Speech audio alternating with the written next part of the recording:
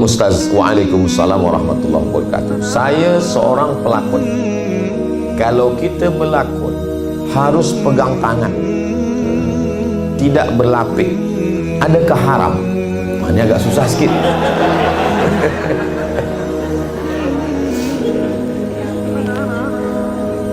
Jadi saya berpegang kepada pendapat tidak menyentuh tangan perempuan yang tak mahram.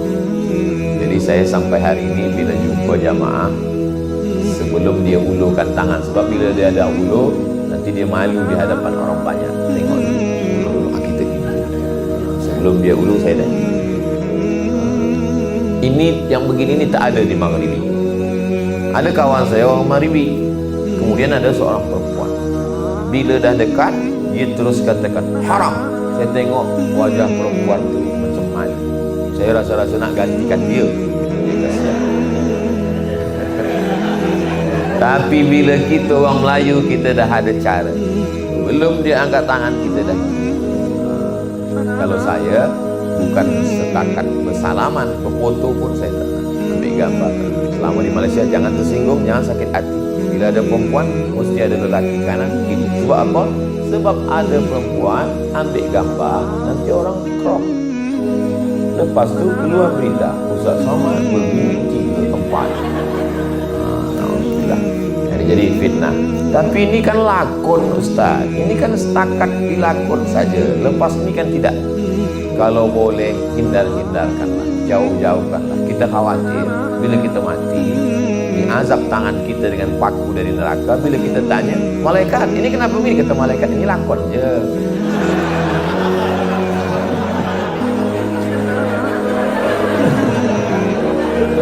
Jadi kalau boleh elak-elakkan.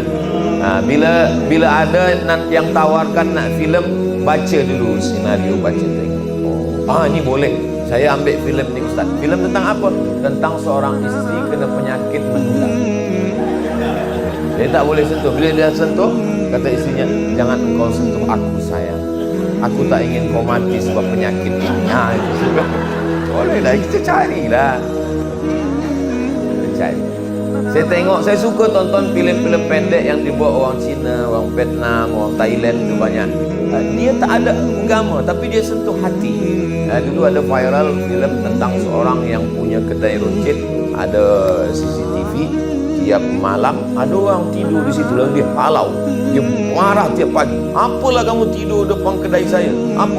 Satu hari dia menangis. Rupanya orang itulah yang menyelamatkan kedai dia. Hati tersentuh. Kenapa kita tak boleh buat filem? Kenapa filem yang kita buat ni mesti ada pegang tangan, pegang pipi, pegang kepala? Kalau pun filem, pilih-pilihlah orang tua boleh tak? Ustaz Somad kata dia tak ada pegang tangan tu, saya tengok ada dia pegang tangan orang tua. Tapi nampak muda Ustaz itu. Nampak saya dari jauh tu, rupanya muda.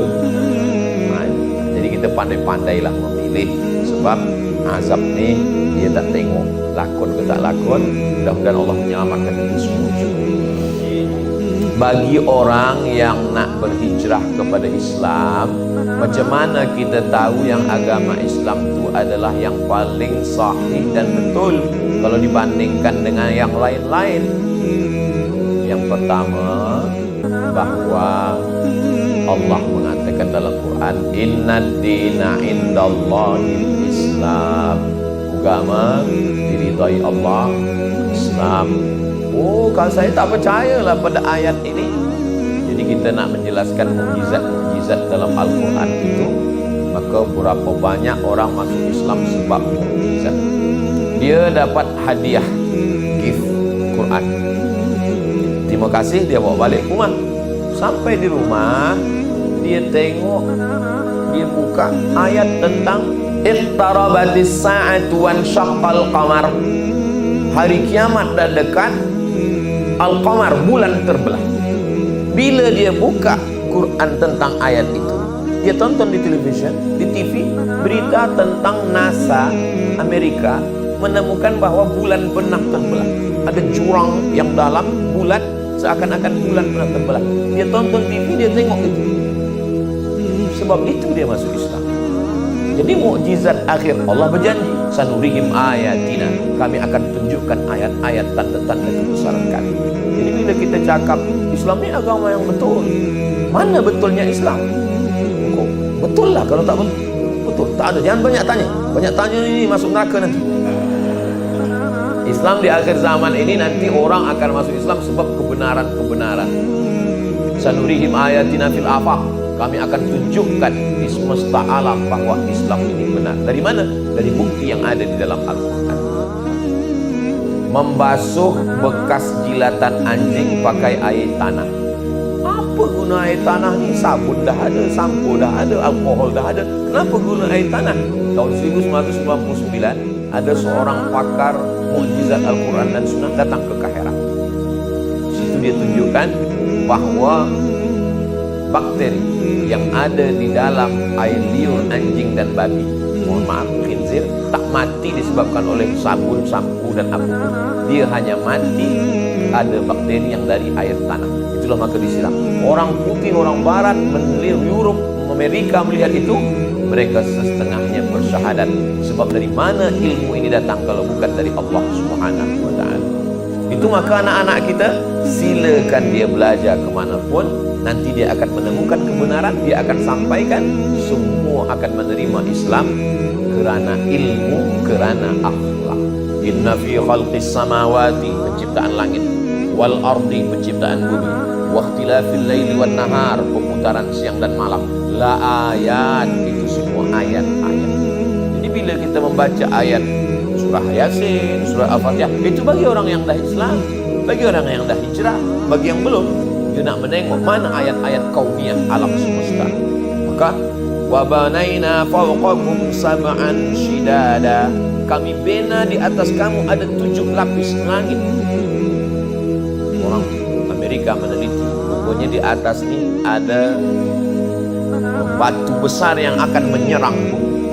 Tapi batu besar ni meteor, manakala dia mendekati bumi, dia sama macam ais yang diletakkan di atas kuali yang panas, mengecik, mencair, hilang, tak sampai ke bumi.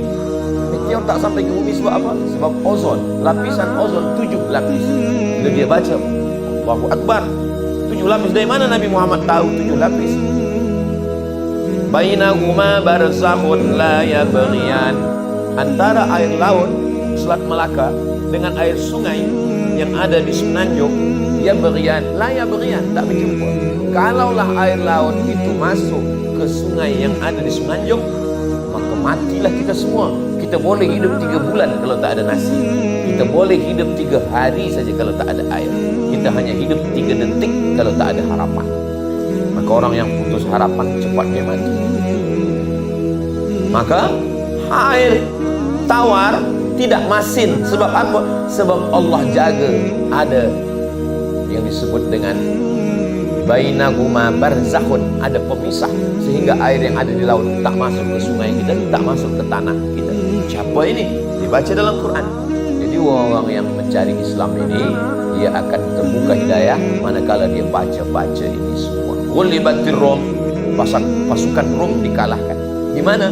Fi adnal ardi, di bumi yang terdekat. Pasukan Rum dikalahkan di bumi yang terdekat, maksudnya adalah Dead Sea, laut mati di Jordan. Dulu orang memahami laut yang terdekat ni maknanya dekat dari Mekah, dekat dari Madinah. Rupanya ada makna lain sekarang. Bumi yang paling rendah dari permukaan laut. Dari mana Nabi Muhammad tahu tentang itu? Dia tak pernah belajar. Saya berdua dengan seorang doktor. Doktor ni dia masalah kandungan. Kami bacakanlah ayat, manusia dari nutfah berubah menjadi alaqah, dari alaqah berubah menjadi mudghah, dari mudghah ini membalut tulang, dari tulang ini nanti menjadi manusia yang sempurna. Lengkap dalam hadis, 40 hari dalam bentuk nutfah, 40 hari dalam bentuk alaqah darah, 40 hari dalam bentuk daging, daging tadi membalut tulang menjadi makhluk yang sempurna. Rupanya doktor ini pernah jumpa seorang pakar dari Amerika tentang masalah kandungan janin.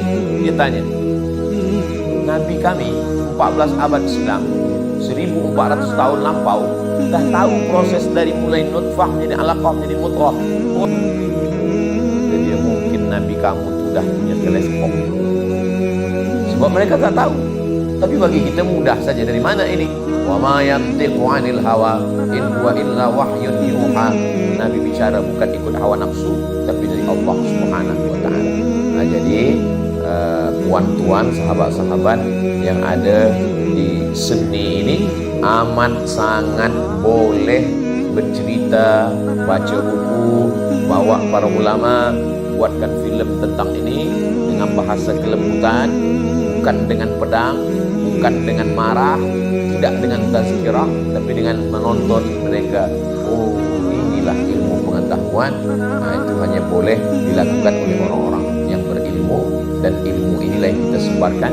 Terbuka hidayah. Ayyahdiyallahu bika rajulan wahidan. Satu orang dapat hidayah.